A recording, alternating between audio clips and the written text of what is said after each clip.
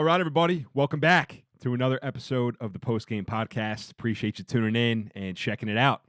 My guest today is a former linebacker at the University of Nebraska and the co-founder of Opendorse, the NIL deals platform for athletes, fans, and brands. Opendorse helps athletes, athletic departments, and advertisers navigate the multi-billion-dollar NIL industry. His name is Blake Lawrence. In the episode, Blake breaks down how he went from playing college football at Nebraska in the Big Ten to founding multiple companies alongside his co-founder and former teammate, Adi Kunalik. So a little bit of what we get into are the early grind he experienced building Opendorse, the parallels between sports and entrepreneurship, why the transfer portal is reshaping college athletics, and how every athlete has built-in tools to win long after the game ends and the cleats are hung up. So whether you're a former athlete, founder, or just someone interested maybe in making that next move, this one is packed with good stuff from Blake, and just appreciate his time and sharing his story. So Blake, thanks again for coming on, man. Just awesome sitting down with you, and hope you can enjoy this conversation as well with Opendorse co-founder Blake Lawrence. All right, Blake, we're live here with Blake Lawrence, the co-founder of Opendorse, in the ever-changing world of NIL these days, and just helping athletes, with their not only get paid, but like help their brand and help their voice, amplify their voice. So excited to chat with you, man. This is awesome. Yeah, Joe, I appreciate you having me. And it is a ever-changing world of NIL. So we can dive as deep into as you want, or tell you the journey. So I'll just follow your lead. Yeah, for sure. Well, I'd love to start with the journey, kind of going actually all the way back. Maybe I was just reading an article where it looked like at one point you might have had a professor or something in Nebraska, like that pushed you to start probably your first company, right? Hurrdat. Like, what was the story there? Would you have done all this had it not been for that Certainly. push? As a student athlete, I went and I played football in Nebraska, right? I got recruited across the country, went to Nebraska and became a starting linebacker my sophomore year. My junior year, we're the number one defense in the country. I thought that I was on a path towards the NFL. Like the linebacker in front of me and behind me, those guys got picked up in the NFL. And so that was kind of my path. And then I suffered 4 concussions in a year.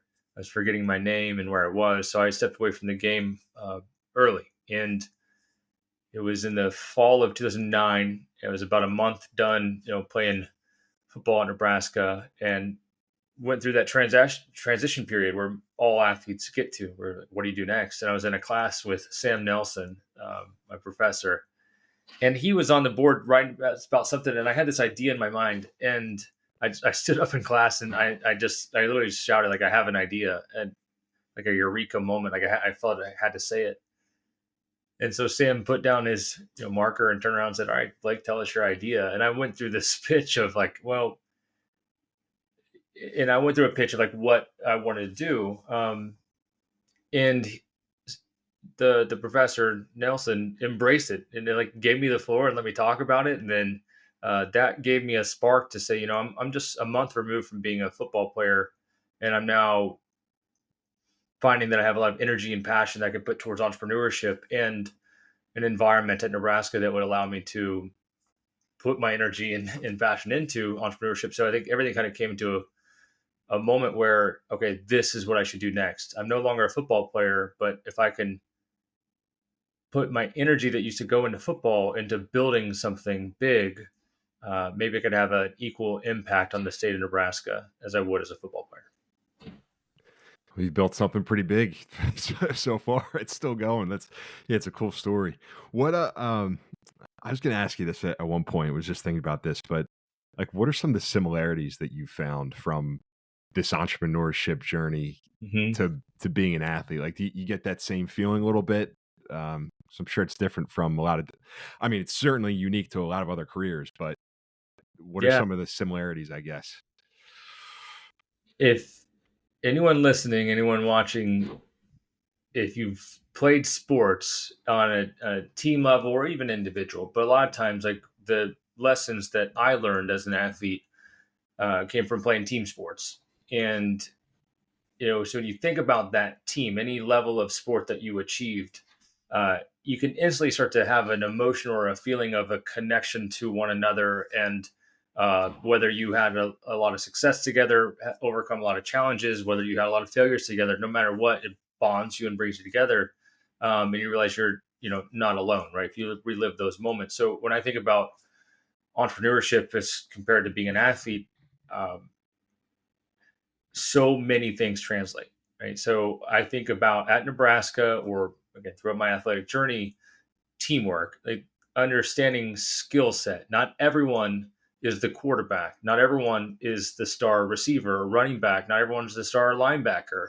I played with a guy named Ndamukong Suh, and most of our role at Nebraska was making sure that Ndamukong was set up for success, and that was part of teamwork. And then the discipline, right? So before you even get to a game where you have to balance out strengths and weaknesses of a team, it's being able to show up and be accountable to for one another, and being disciplined to show up on time every time. Uh, Game plans, execution, film review, business plans, operations, financial review, right? This is a melody that you learn very early on as an athlete, that you have to plan, execute, and review. And a lot of times in sports, you're doing it on every single play, right? So, Joe, I can imagine that you're playing baseball at Seton Hall, and you're going up and you're going to the plate for an at bat. And that first pitch happens, like you prepare for that pitch, the pitch occurs, you swing, and you have milliseconds to react to the pitch, but then you have a couple seconds to get your mind right and understand, what did I do right? What's he going to do next? Like, and then you go right in the next moment. That is switch the pitch to a sales call or a meeting. And you prepare for the meeting happens, you have some time to review, the next meeting begins. So much of the melody of sports trickles into the world of business. And then the world of entrepreneurship is just a little bit layered deeper into um, overcoming adversity, believing in yourself, commitment to a bigger cause, being passionate, like not wanting to go to the gym and not wanting to run that last lap. Like, that is a natural experience in sports and as athletes. And the difference between the athletes that get to play at the next level and those that don't are, you get up and you go to the weight room. You finish the last lap, like you get that last rep in. Same thing with entrepreneurship. The difference between founders that have something and people with an idea is that you founders with something become obsessed with the problem they're solving, but also aren't afraid to show up again and again and again, even when it is not fun, it is not easy, but you find a way because you have purpose, and it's driving you forward. Love it, man. Yeah, so many, just so much of what you just said is awesome. Yeah, just the similarities, because yeah, that's what I don't know. Well, like there some athletes that like you can potentially get in a rut, like if you're not applying those things. I feel like, but you kind of jumped right into that, and one thing you were saying is that the purpose behind it, like that's the reason why you started, Right. because you thought you're going to the NFL, and then it cuts a little bit short. Mhm. Um, and you're seeing all these NIL types of companies pop up within the last couple of years. I mean, who's to say that, yeah, that maybe they have that maybe have good intentions behind it, but maybe they're trying to make money too. So, like, you have the personal story. How much does that impact when you guys are going to talk to folks? Like, you have the personal story. How much that impact Yeah. the outcome of those conversations? So I'll take you back to like origins of Opendorse, and kind of and how this has become a key part of our story, and a differentiator, and how I believe we're making a significant impact on this industry and giving it infrastructure and balance and somebody to trust and rely on. Because NIL is new to the world of college sports. It's not new to sports. The concept of name, image, likeness monetization in pro sports is called endorsements. Opendorse, we started in 2012. So this is, our company is 13 years old. Like, we've been developing technology and services and solutions for the athlete endorsement industry for more than a decade. And that's given us a lot of insight into how this world actually works and operates, where most folks are just coming into it and trying to figure it out, right? But you mentioned a key word is purpose. What I've been doing since the day I was done with football to this podcast, like every day of my life has been dedicated to helping athletes understand it doesn't last forever, right? So make the most of your moment because you never know when you're finished. And our very first company was a social media agency called Hurrdat, Hurrdat. It still exists today. It's actually a very fast growing media company out of Omaha, Nebraska, and still some roots in Lincoln, Nebraska. But that's the company that Audie Kanalik, my co-founder of Opendorse, we started back in 2010, basically out of our dorm room. And we set out to use social media to help people use social media to establish an online presence. We started working with brands, and we started working with athletes. And the athlete side of it was where we found a lot of love and passion because our teammates were going off to the NFL and they had this opportunity to have a 1 year, 2 years, 3 years, 4 years, 5 years in the spotlight. And if they could capture as much attention, as much energy around them, it could springboard them into the rest of their life. And so we started working in the social media space of helping athletes build their brands online. And we were also working with business clients. And when we realized the athletes were generating 20 times the engagement of the business clients, we started to have our athlete clients, we would pay them to promote our business clients. And what we found out is that it worked. When athletes say the right thing about the right business at the right time, there's no more valuable asset in the world of sports marketing, or I think advertising in general, the value of an athlete endorsement. But we realized also that the infrastructure around athlete endorsements had to change. It was built for an archaic, like billboards and television commercials and trading cards world, when in 2010, 11, 12, this was a social media, live streaming, like online digital brand world. And so we created Opendorse in 2012 to solve that problem, to make it easier for athletes to access opportunities and monetize their online presence, work with brands in a turnkey way.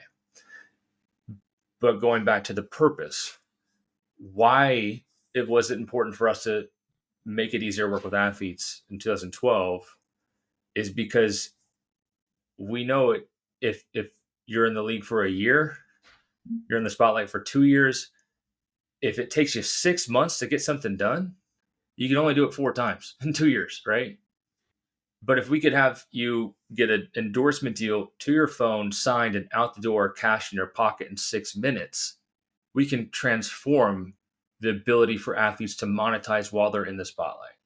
And so that was the origins of Opendorse. Like, how do we make it as fast and simple and easy as possible to work with athletes? And of course, we were working with professional athletes. But if you think about what we do today, it is still the same thing. It is that we need to make it incredibly easy for people to work with athletes, because whether they're a student athlete or a professional athlete, if the right athlete says the right thing about the right business at the right time, there's no more valuable asset in sports. And so we just enable that on a much bigger scale than we could ever have imagined. But it's also rooted in that same purpose, like small window of opportunity. Let's make it happen fast. Let's get the most out of it. Let's springboard in the next part of our lives. Man, that's awesome. That's awesome. So, how did you guys? So you heard that. So you had heard that, and then what were the first steps that you did to start building the company? I mean, you were a big time college football player, so I'm sure you had some of that network. But Yeah. I'm just thinking from the perspective of somebody who, like, how many people actually have an idea and then go do it, And right? do it. Yeah. Yeah. I was So, like, again. what did you? Yeah. Yeah, that's a great question. I mean, you want to know? I'll just tell you like the shortest, realist story, right? In April of 2009, I signed up for this website called Twitter.com, right? And I was the first guy at Nebraska, first athlete in Nebraska to use Twitter. I was one of the first college athletes in the country to have a presence. And I got to 1,000 followers relatively quickly with Nebraska fans following me. So I had this little mini audience. And when I was done playing ball, I thought they would all go away. And in fact, they've all stayed. That first 1,000 followers still follow me today. But within me being done, and then me standing up in that classroom and saying, I have an idea, to me starting Hurrdat, I had a direct message from a local business owner, said, hey, I've been following you on Twitter. I'm a big fan of the Huskers. I want you to help my business have the same level of online presence as you do. Can you come meet with me? And that turned into an internship, which led to, uh, you know, in the first 6 months of me running this gentleman's social media channels, we generated over $200,000 in new business for them, like just by using the tools. And in 2010, Twitter didn't have analytics. You couldn't post photos on even on like Facebook. You couldn't post photos to pages. There was no data behind it. So we had to build this infrastructure to track and say, if I post this, how many likes does it get? How many comments does it get? How many retweets does it get? That sort of thing. So we had to build this infrastructure that proved the value to this business. Audie Kanalik is my co-founder of Opendorse. He's co-founder of Hurrdat. We were roommates, teammates at Nebraska. And one night we just had a conversation. He said, hey, I'm going in my senior year. So Audie was going in his senior year. And he said, I don't want to work for anyone else. I want to do something. Like, we were always idea guys. And I said, well, I'm doing the social media thing for one guy and it's working pretty well.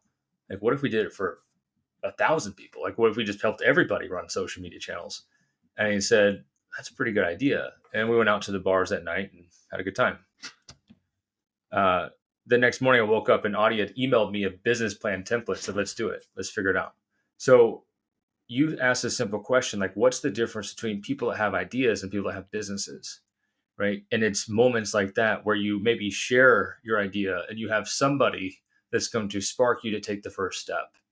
And from that, again, day to this day, like Audie Kanalik and I, every single day have worked together to balance out our strengths and to get stuff done at a high capacity, high level. And if Audie doesn't send me that business plan that next morning and say, let's do this, I don't know if that's just one idea that goes in one, ear out the other. But that was a catalyst. And then we spent the summer of 2010. I moved out to New York. I was working in an internship, and we spent our nights that summer building out the business plan for Hurrdat. And then in August 2010, we walked into our boss at the Filebound is the name of the business we were working for. Filebound, like early document management company. And we said we quit. We started our own company, and here's what it costs to work with us. And Rex Lamb is the CEO of that company, and he circled the biggest package we offered and said, let's get started. And that's how we started our first business. But it was the first conversation that Audie and I had was in the spring of 2010. And it was really centered on, what if we did something together, and sparked a summer of late nights, Skype sessions, of building business plans, and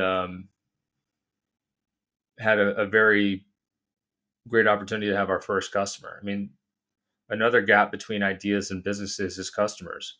Like, anyone has an idea, but if you get somebody to pay you, then you're in business. And if you can get two people to pay you, then you got a chance to grow. And that's kind of where it started. Haven't stopped since. Who was the first customer? It was Filebound. That was that company. So the company we're interning for was our first customer. And it was. They also gave us office space and a place to start. We've talked about Nebraska on this podcast a couple of times. When I committed to go to Nebraska, I got asked a lot of questions about why. My older brother played quarterback at Kansas. I'm from Kansas. I grew up as a K-State fan, not a Nebraska fan. But the first time I visited the state, I realized the people there are so incredibly supportive of the student-athlete experience. And I thought that if I could experience that while in college, maybe be part of this community, then it could have a lasting impact on my life. And the fact that when my career was over, the audience stayed with me.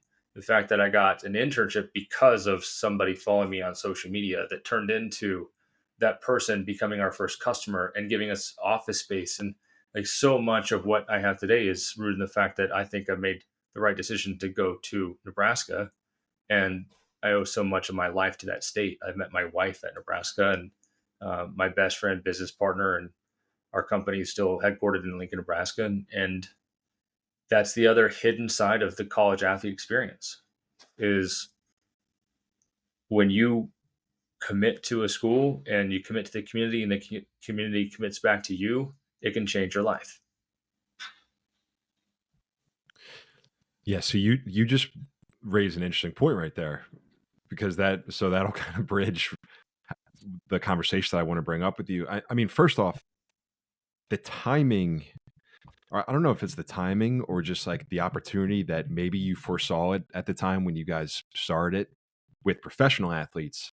Like I'm sure you may have seen that this was coming down the pike with NIL and everything along those, or yeah, maybe you didn't. I don't know, but um, that's something that like the traditionalist and the old school football or doesn't even just college sports fan is like, oh, this kid's going to, he's jumping ship. There's no loyalty. He just wants to get paid. And you brought up Seton Hall for me. I mean, even if I wanted to transfer, which I had a great experience there, it was kind of just like, all right, where are you going to go? I mean, Yep. you're there, you have your friends there, that kind of stuff. But what is this like? I guess how does what you guys are doing impact that college athlete Yeah. experience and jumping? It's Yeah. interesting because again, I'll tell you a quick anecdote. Audie Kanalik, I've talked about my co-founder quite a bit. Like he is a full scholarship kicker, like one of the top in the country, had offers all over, went to Nebraska, and he got beat out for the starting kicking job for field goals by a guy named Alex Henry, who went on to be the most accurate kicker in NCAA history at the time, and best in All-American status type of thing at Nebraska. So Audie was his kickoff specialist, not the kickoff field goal guy. And after freshman year, we seriously sat down and said, like, should Audie transfer? But at the time, you'd have to sit out a year. And that was enough to keep him at Nebraska. If there was no transfer rules, then Audie would have left, and none of this would exist. So that's an interesting thing. I just know personally that that's what the transfer portal impact would have been on me. But I also don't think that restricting Audie's movements to go to somewhere else is something that anybody should be able to do. Like if you desire to pursue something different, there's not many places in the world that restrict your movement. Not many industries at all that are even allowed to do so. And so the transfer rules and how people are going left and right to pursue whatever opportunity for whatever reason is definitely changed the fan experience. It's definitely had an impact, whether the athletes know it or not, on what could be, right? Because of situations like yours where you stayed, I stayed, Audie stayed, and we are where we are.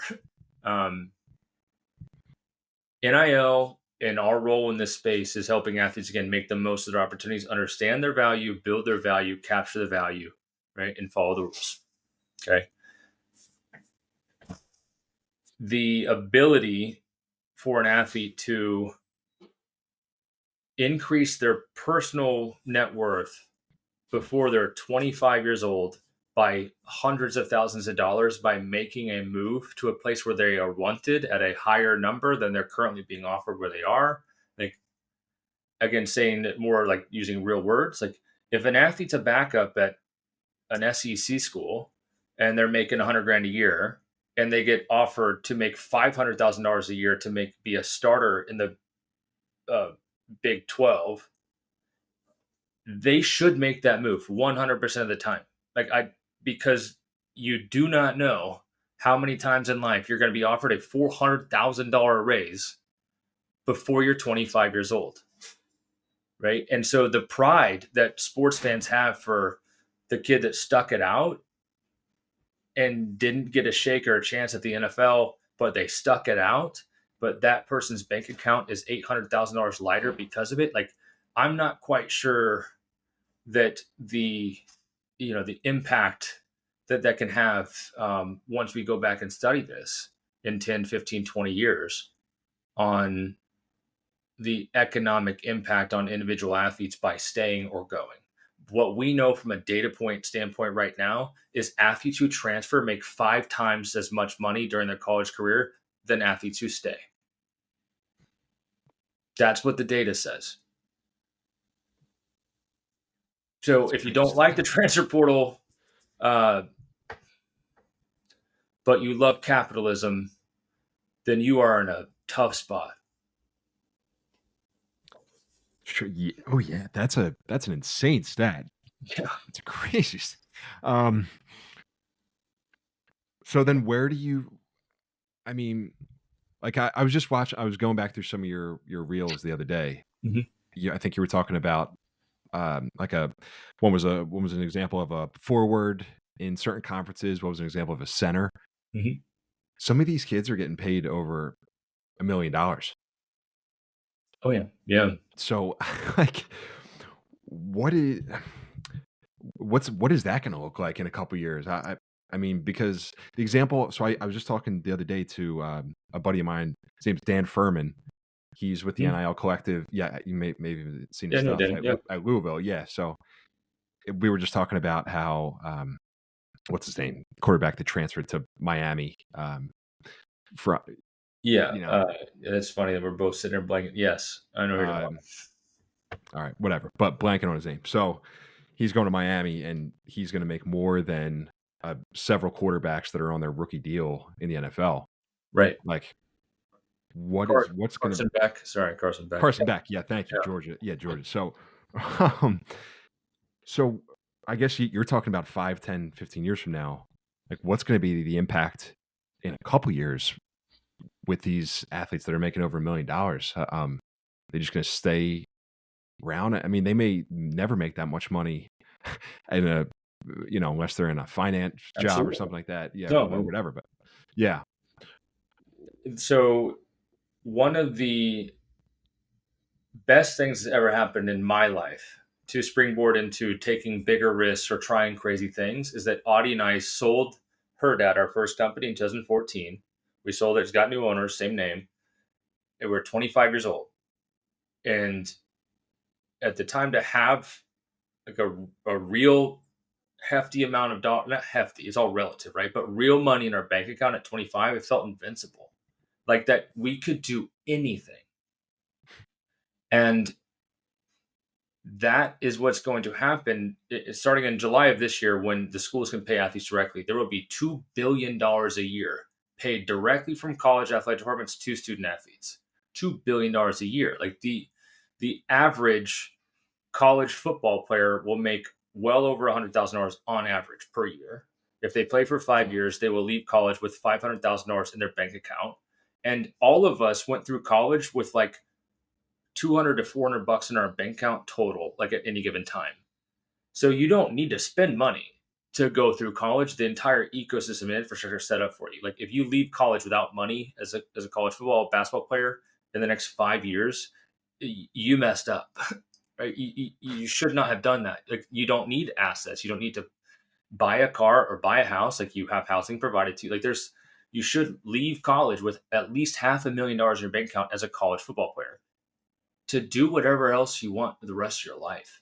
If you get to go to the league, great.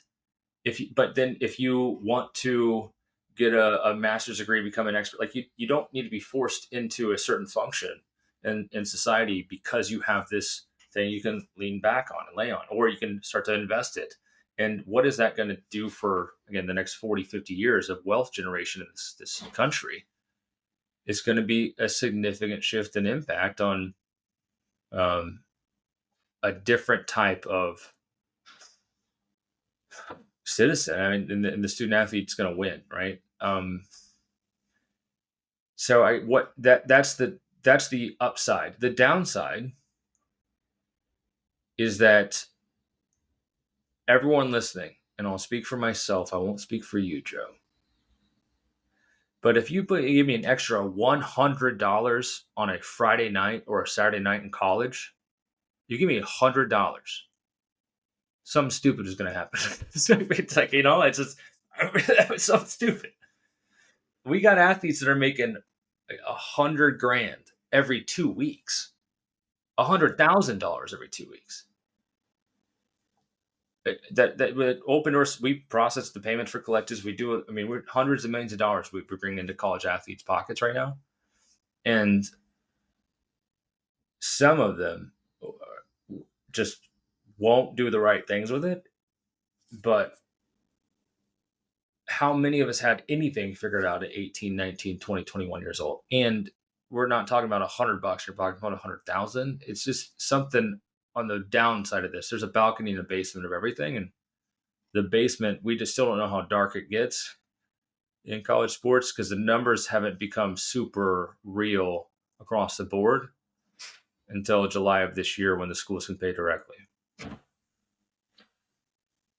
Man, if you gave me $100 in college, I think I would have just gotten some better beer than like Milwaukee's Best and maybe a couple extra slices of pizza down at Yeah, all your friends would be um, drinking for free, right? I mean, that's we'd be exactly what it would be like. It's all on me, and that's how I would handle it for sure. we'd be living large. Yeah. Yeah, it's just so you're the way that you talk about that. I mean, it's kind of like you're proud that you're putting money in college at like as you should be.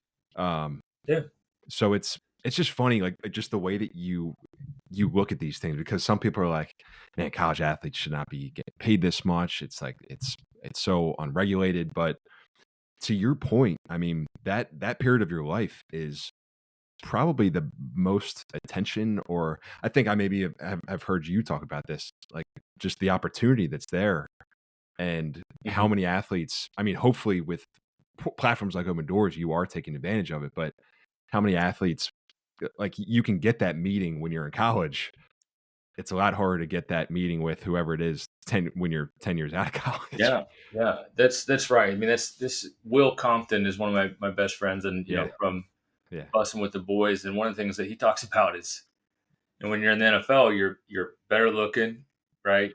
Your jokes are funnier, right? You're smarter, and it's just the perspective around you. But the minute that you leave the shield and you're just a regular old Joe, you're not as funny. Like you're not as smart. You're not as good looking, and that's just the reality of the athlete experience. And most athletes don't realize that their career is done. I mean, and it becomes an identity crisis. And so, and you don't know when your last game's going to be, your last play is going to be, your last, run around the track is going to be. And so, anyone that's in this space that likes sports should like the people that are trying to support athletes after sports are done. And that's a big part of our mission and what we do at Open Doors. Yes. Yeah. So then that was something I was curious about because can athletes still use Opendorse after they graduate? I mean, can they still get Yeah. these?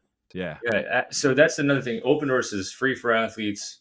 They sign up and it stays with them for life. So we got athletes that are retired athletes that are getting paid to do an appearance or sign autographs or do a shout out. And they stopped playing college sports 5 years ago. They stopped playing pro sports 10 years ago. Like they're still part of this ecosystem. And that's an important thing too, is that athletes are in the eyes of the right fan, forever athletes. Right. And when I go back to Nebraska, I get recognized as Blake Lawrence, the football player. And there are interns that work for us, or the interns weren't even born when I was playing. So there are employees of ours that remember Audie Kanalik and I as football players in Nebraska. They literally look at us differently. They see us as a different thing because of how athletes stick in the minds of their fans. And so that doesn't leave you. And it's a different type of connection as well. I've talked about this at different times, but the growth that we have seen at Opendorse, if you time up athlete marketing and the athlete economy growth with the influencer marketing or the creator economy growth, right? 2010, social media pops off. Instagram's not even a thing yet. We're in it. We're like in the middle of social media, and then you start to see athletes pop off. Shaq's going big on Twitter, and you're seeing Cristiano Ronaldo, Leo Messi crush it on Facebook and Instagram, and LeBron's taking off. So you see athletes kind of the centerpiece of social dynamics and conversation around just general consumers. And then the creator happens. Then you start to see the YouTube stars and the Mr. Beast and Ninja and that type of creator. And now everyone's a creator. If you open up your Instagram feed right now, like, you're going to scroll for hours before you see an athlete post something, but you will see creators left and right, left and right, left and right. But when you see the athlete, you will slow your scroll and you will consume that content because you made a conscious decision to follow this athlete, right? But you made a subconscious decision to follow this athlete no matter what. So your decision to follow a creator is oftentimes rooted only in content. That if a creator stops creating content, they will cease to exist in your mind. They do not exist outside of the context of the content that got you to follow them in the first place. An athlete's the opposite. Like your decision to follow an athlete oftentimes is rooted in the fact that this person played for my school. They played for my team. They played for my country. And they happen to have a social media account and they happen to share content. But the reason I'm connected to this athlete is way deeper than a video on my Instagram feed. And so that's the connection that is really hard to quantify between sports fans and athletes. All of us consume content from athletes and creators, all in the same feed, but our connection to the person who posts the content is wildly different between a creator and an athlete. And that's where I know I'm getting into this, but like that's a very deep rooted relationship that is hard to unwind. And that's why it's important that athletes actually know how to build that relationship with their fans and keep it alive for as long as they possibly can. Yeah. That's so true, though. Yeah, because if you see, and even if it's just a team, like for instance, what just popped in my head is like Saquon Barkley. So I'm a big Eagles fan, Mm-hmm. and if I click on one of his pictures, just the engagement that it gets Yeah. from even people that I mean, obviously that's an extreme example, but it's like people just resonate with that person and Yeah. their personality and Right. their story. So, yeah, man, it's so interesting. Where do you like your personal content has also evolved Mm-hmm. that you're posting on? I mean, I'm sure that's intentional. Just to like, I guess, what's the thought process behind that? Yeah. So at Opendorse, as a leader of this team, there are moments throughout this journey where we talk about like eating your own dog food, like that concept, that term. I know that term is strange, but just eat the dog food, eat the dog food. And so, part of onboarding at Opendorse is that our employees have to use Opendorse to ask an athlete to do a shout out or do an appearance. Like they have to use the tool so they know like what it's like. Let's get in there, try it out. And gone through this journey over the last several years where we go to campuses, and we've done this for a decade, I mean, just to educate athletes on brand building and content consistency and the importance of sharing content. The average creator that gets paid to create content online will share 6 pieces of content a day, right? The average athlete will share 6 pieces a month. And like this younger generation of athlete, the ones on college campuses today, they'll share like 6 a year on their feed. So if you go to a college campus, ask every student athlete to get their phone out, the athletes, and you take them to their Instagram grid and do one swipe up, you're going to be looking at high school photos for most of them. And it'll be like prom pictures. And that's it. They're very much story sharers and Snapchatters, but stories disappear in 24 hours and only are seen by your followers. Snapchat is obviously a small network in itself in terms of who gets to see your content.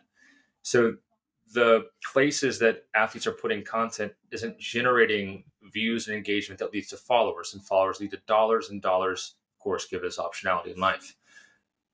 The why for me is that for me to stand in front of a 500 student athletes and talk about the importance of sharing content, and I myself am not a content creator or sharer, I'm not eating the dog food, right?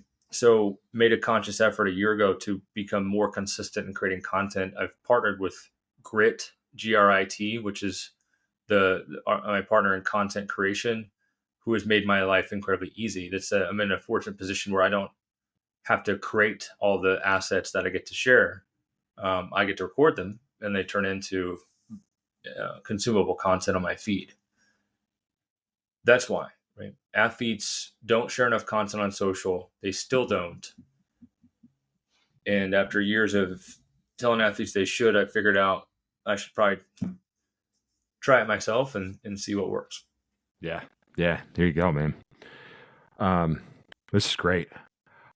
I just, what do you think what's the biggest lesson you've learned in all this? I mean, you've been doing this for over a decade. You've been part of an industry that's probably, I don't know if volatile is the right word, or just like constantly changing. Mhm. Like, what's the biggest takeaway that you've had to this point, from doing all this? Joel, I'll answer your question like this. If I can go back in time, just go back a decade and talk to myself in 2015, I would remind myself that things will take twice as long as you think they should and cost twice as much. And knowing that is probably the truest like takeaway I can give to myself is like if I still want to pursue this, if you still know those things and you're still saying yes to this, then you're doing the right thing. And I think that's true for all entrepreneurship. Like I've not met a founder that's created real value, like for an industry or themselves or their, the people in their life that hasn't gone through crazy, crazy challenge and struggle. And I would say that I haven't even shared any of those challenges or struggles of Opendorse. You just know it as an entrepreneur, like that you don't win everything. You don't. So things take longer and cost more money than you could ever imagine. But if you're doing the right thing, it'll never feel like it's taking a long time. It's cost a lot. Is the impact's worth it? What I also say is some of the best advice I've gotten along the way, and that I sticks out in my mind right now, is that as a founder, when you are selling, you're trying to bring on a new customer or a new employee, like just trying to get somebody to join the journey, right? You want to win 100% of the time.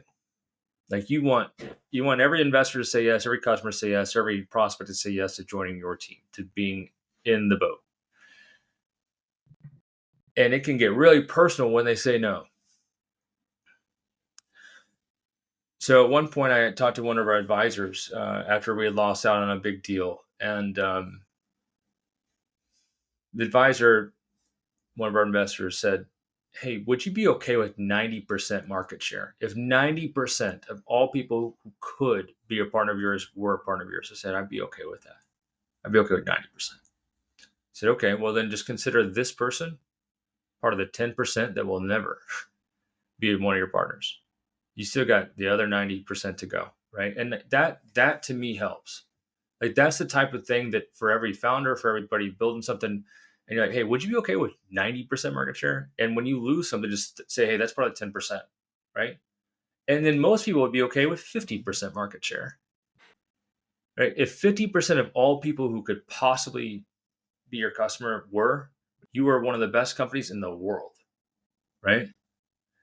No matter how big your industry is, like it's just really Yeah. hard to get to that point. So you have to think like, all right, if that's true, but if I expect 100% success, like I'm just setting myself up for failure from like a mental health standpoint, from a self-worth standpoint. So what have I learned along the way? Things take twice as long as you think they should, cost twice as much, and sometimes 90% market share is okay. Some good advice, Mm-hmm. especially in a world that we live in where you want quick hits. You want that dopamine hit. You want things to happen quick, and it's Yeah. just not realistic a lot of the time. So, Yeah. like, awesome, man. Well, listen, thanks so much for your time. You have a favorite athlete these days? I mean, you're dealing with like the favorite athlete or favorite. I mean, I'm sure college football is still near and dear to your heart, but um, if you have any thoughts there, I'm just curious. Favorite athlete? I like that question. Hmm.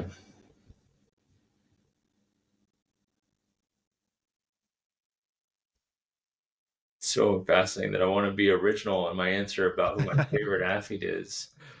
This was not in the notes, Uh, by the way. So no, it's all right. brain buster. Yeah. I have. Uh, let's see. I got they collect these Funko Pops. Got Tony Hawk right here.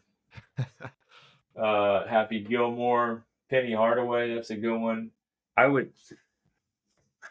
My mind went to Wayne Rooney, um, and I got to figure out why. And I have Wayne Rooney jerseys. It's like the last jersey I bought was a Wayne Rooney jersey. Manchester United, and um, I think he just kind of represents an era of athlete that was probably like early on in his career, got into social media, built an audience, has 100 million plus like followers across the globe. Um, Part of that wave of athlete that is hard to shake. Like new era athlete that I'm like fascinated by or that I like. I mean, Patrick Mahomes, I'm a Kansas City kid, so like that's a good one. I think he does a great job on social. Juju Smith-Schuster is one of my favorite athletes I've ever gotten a chance to actually spend time with. He was very early on to YouTube and what he's done there. I am constantly impressed with the Cavanagh twins. Like I got to know them when they're at Fresno State, and no one knew their name from anyone else, but their head coach at Fresno State, who was a partner of ours, said we got these girls that are pretty good at TikTok. Can you talk to them? So yeah, let's talk. And to see them kind of take off and see where they've gone is fantastic. Armando Baycott is one of like great examples of staying in college, real commercial NIL deals, not just because of collective deals, but actually having a brand and building it. That's fascinating.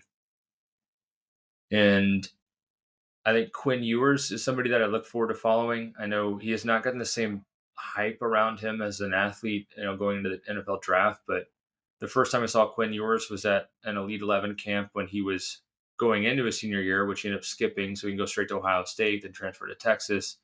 And I remember watching him throw a football with this blonde mullet out in California. And I thought to myself, like, this is God's gift to football. And has been God's gift to Texas football, certainly. And I still think that Quinn Ewers will be an elite NFL quarterback. Also a great kid, great guy, right? Good family. Yeah, so you asked favorite athlete, and you saw, Wayne Rooney just became my first answer, but then you can start to see, like, go down a long, long list of athletes that I've really appreciated that have leaned into what we do, and I've seen the results that they've netted from that, and forever thankful for just being a part of their journey. Yeah, I love that answer. Yeah, because that's interesting. Because Quinn Ewers, he doesn't even get as much love as his backup quarterback, really. Yeah, yeah, no, Arch Manning, Arch, yeah, for Arch sure. I mean, Manning. that's exactly right. And man, but the word name, image, likeness is pretty solid. Like Yeah, NIL right. name, Manning is one of the most valuable names you can ever have, right?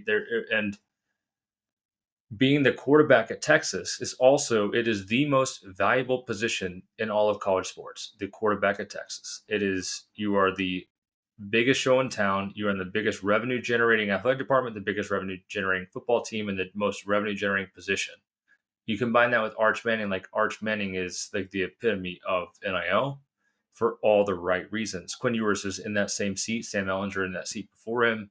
Like that is the throne of college sports from an NIL perspective. Um, and Arch is a case study on his own. Yeah, yeah, definitely, definitely. Well, like this is great, man. There's so many other things that I would love to get to with you, but maybe at some point we can link up again here. So, by the way, as a college baseball guy, I feel like college baseball. I would wonder what the opportunity is there for a lot of guys. I mean, I'm sure the LSU's of the world, Texas, Yeah. like that's what I joke about. I'm like, if I maybe I would have gotten a free hoagie down at the down in town. I don't know if I would have been getting paid, but some of these guys, college baseball is putting out a really good product these days. So it's pretty cool to They see are. that's evolved. I So mean, there's 6-figure baseball players. You have to see like $1 million contract for college baseball players in our system. Maybe there's some out there. Yep. But there are definitely 6-figure guys out there. And that baseball, just to talk to you about that, Joe, I mean, we're going back journey of Opendorse. Like we partner with NFLPA, MLBPA, NHLPA, PGA Tour, LPGA, Team USA, like all the national governing bodies. So like in the pro sports space, have been helping athletes for a decade plus, right? And one of my favorite things we've ever done is a partnership with the MLBPA to try and generate more marketing opportunities and brand building opportunities for baseball players. Because as a sport, baseball lacks that star power. And after working with the MLBPA and MLB players, kind of found out that a lot of it's rooted in it's a humble sport. It's a humbling sport. Most athletes, if you're failing 2 out of 3 times, like you're the best hitter on the team, right? And that's a fascinating concept because then you're like, I don't want to even talk about myself because it's just not going to get me further in this sport. Same thing, like baseball's like that, hockey's like that too. So what is the deal with baseball players and NIL? Do you have a theory on it? Am I right on this? I mean, I feel like the new age baseball, like they want to show a little bit more flash, right? Like you want to be able to pimp a home run and do those types of things. But it's funny you say that because there's just the guys that popped into my mind that were like the Tim Andersons of the world. I don't know if you know that name. He was with the White Sox, like, Yep. but he was kind of just a flash in the flash in the bucket, like. Yeah. But then it is a humble sport, yeah. Because the example they always give is the Mike Trouts, where it's like this guy's the best, arguably one of the best players ever, but he's a quiet guy. He kind of just keeps to himself. Doesn't really like to be marketed. So I don't know. I think SEC baseball and ACC baseball, it's like it's such a good product, and the fans these days, like they're drawing big time crowds. So who knows? I mean, it is a humbling sport, but maybe there's opportunity for some of these guys to show their personality a little bit more. Hopefully they can through Yeah. Opendorse. No, yeah, for sure. We're working on it. And I do think that college baseball provides a certain level of personal and professional development for baseball players versus minor leagues, right? So because playing baseball at a high level in college and then playing baseball at a low level in the pros, very different, again, environment for developing as a human, like as a person, right? And trading out a high quality SEC ACC dorm room and on campus experience, dining hall, tutors, sororities, fraternities. Like that's one path with also a 6-figure payday. The other path is seedy hotel rooms, motel rooms, buses traveling around different regions of the country. And the only people you see are other baseball players. So one of them is going to take you down a certain path. I think that the product of college baseball will improve greatly because of NIL, because you do not need to go to the minors to get a paycheck. You can get it in college. You can also get a degree and infrastructure around your experience that you simply don't get as a minor leaguer. And I think that could change also hockey. Hockey can change knowing that you can get paid and get a degree and get the personal professional development that comes with the student athlete experience. I think those are the other hidden values of NIL for certain sports. I totally agree with you, man. So, all right, Blake, listen, thanks again. This is great. Just appreciate your time. Appreciate you sharing your story, but then also kind of like what's the future of all this? What you guys are doing is awesome, man. So where can people find you real quick? I know. Yeah. Blake_Lawrence on all your social channels. I think I'm like Real Blake Lawrence on TikTok. Opendorse, Opendorse. There's 150,000 athletes use it, helping make hundreds of millions of dollars each year. So if you hear anything NIL, it's probably, and you hear a data point, it probably comes from us at some point down the line. But just thankful to be helping another athlete every day. And thanks for letting me share my story. Cool. All right, Blake. Appreciate it. Awesome.